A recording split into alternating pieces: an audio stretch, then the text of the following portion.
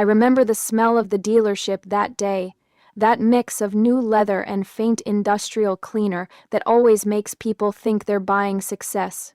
The salesman smiled too wide, like his face had been trained to stretch that way. "Congratulations, Lyra," he said as he handed me the pen. "You've got yourself a beauty." The sedan gleamed in the sunlight outside, pearl gray, smooth as glass, the kind of car that makes people think you've finally made it. And for a moment I let myself believe it too, my first new car. Paid in full with money I'd earned for my design job. Late nights, freelance gigs, and an obsession with never owing anyone anything. But that day wasn't just about a car. It was something about something deeper, something I didn't realize was already beginning to rot. See, my family has always had favorites. My sister Mia was the golden one, the one who got away with everything, even broken curfews, skipped car without consequences, even totaling her first car without consequences. And me? I was the reliable one, the fixer. The one who quietly paid the bills when our parents forgot. It was always, "Lyra, can you help Mia with this?" Or, "Lyra, you're so responsible, you'll understand. I used to." Until I didn't. A shift started small. My mom and here, and I, roll there. My mom started referring to my car as the family car. My dad had nice something would be for Relia to have something get reliable now that she was trying to get back on her feet. She was 26, unemployed and living rent, free in their guest room. I laughed it off. She can get her own car, I said. But inside a shadow stirred, that quiet, sharp awareness that I was being lined up for another sacrifice. It happened 2 weeks later. I came home after a long day, my shoulders stiff, my head pounding, and found my parents and Mia standing in the driveway. My car, my brand new sedan, was parked front and center, its engine still warm. Mia was holding the keys. I froze. What the hell is going on?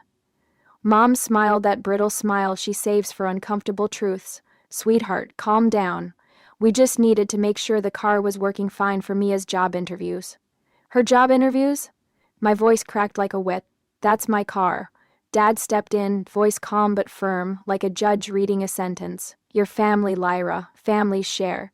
Mia needs help right now and you can take the bus for a bit." The world went silent, that kind of silence that hums in your ears, cold and electric.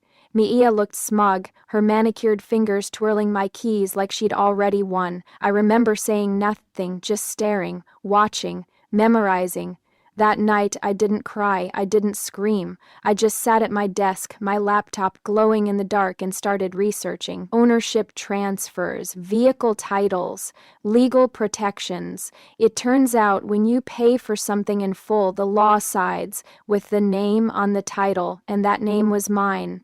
The next morning, I visited my bank and added a clause to my insurance, restricting authorized drivers. No one but me could legally operate that vehicle. I printed the papers, signed them, and then I took it one step further. I transferred ownership to someone I trusted more than anyone.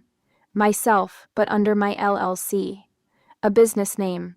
It was a trick I'd learned from a client who once lost a car in a messy divorce.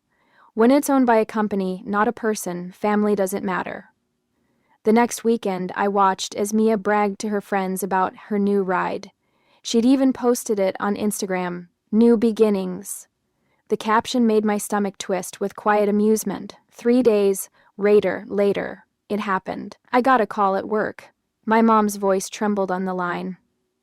"Lyra, your sister's car got towed. They said it's under investigation or something. Can you fix it?" I let a slow smile curl at the edge of my lips. "You mean my car?" "Don't be petty, Lyra. This isn't the time." "Oh, I think it is." I leaned back in my chair, letting the silence drag. "I told you both not to touch my property, and you did. So now legally it's theft." There was a pause. "You wouldn't." But I already had. I'd filed a report the night before. I hadn't listed Mia's name, just that the vehicle had been taken without permission. The system did the rest. When they arrived at the impound lot, they found out what I already knew. The car was registered to a business, not me personally. Only the listed officer, me, could retrieve it. Not my parents, not my sister. They begged, they argued, they guilt, Tripped. You're tearing this family apart, my father shouted over the phone. No, I said calmly. You did that when you gave away something that wasn't yours. Mia tried to play the victim. She came over one night, tears streaming down her face. Why are you doing this? It's just a car. I looked her dead in the eye. Then why do you want it so badly? She didn't have an answer. Just that silence again, heavy, thick, and revealing. Weeks passed, the family dinners stopped. My parents barely spoke to me. I was the villain now, the selfish one. But I slept better than I had in years, until the twist came. It was a gray Sunday morning when I got the letter. Certified mail. My name in bold, it was from my parents' lawyer. They were contesting ownership, claiming emotional contribution, and shared family investment. It was laughable, but it showed me how far they were willing to go. I didn't get angry this time. I got strategic. I sent them a letter back, not through email, not a call, but through my attorney. It was cold, professional, airtight. I attached every receipt, every title transfer, every policy change, and at the end I added a clause. Any further attempt to claim ownership of this vehicle will be considered harassment and met with legal action. 2 days later, my father called. His voice was smaller than I'd ever heard it. You didn't have to do this. You didn't have to do this, Lyra. Yes, I said. I did. Because you taught me that family only respects what they can't take. And then, the moment that sealed everything. Months later, after the dust settled, I saw Mia again. She was waiting outside my office building, her eyes red, her pride gone.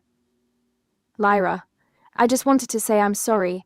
I studied her face, the same face that had smirked in my driveway months ago, and for the first time I didn't feel rage, I felt clarity. You know, I said softly, that car was never the point. She frowned. Then what was? Boundaries. I got in my sedan, my company's car, and drove away. I watched her shrink in the rearward, standing alone on the sidewalk as the wind whipped her hair across her face. But the real twist? The car wasn't even mine anymore. I'd sold it a month earlier. Quietly, cashed out, and with that money I'd bought a new one, with smaller, simpler, with no memories attached. I never told anyone. My parents still think the sedan sits locked in a storage unit somewhere. Untouchable. Let them. Because sometimes revenge isn't about payback. It's about proof that the person they thought they could control doesn't belong to them anymore. And every time I drive now, windows down, air warm against my skin, I feel something I hadn't felt in years. Freedom, that's the part they'll never understand.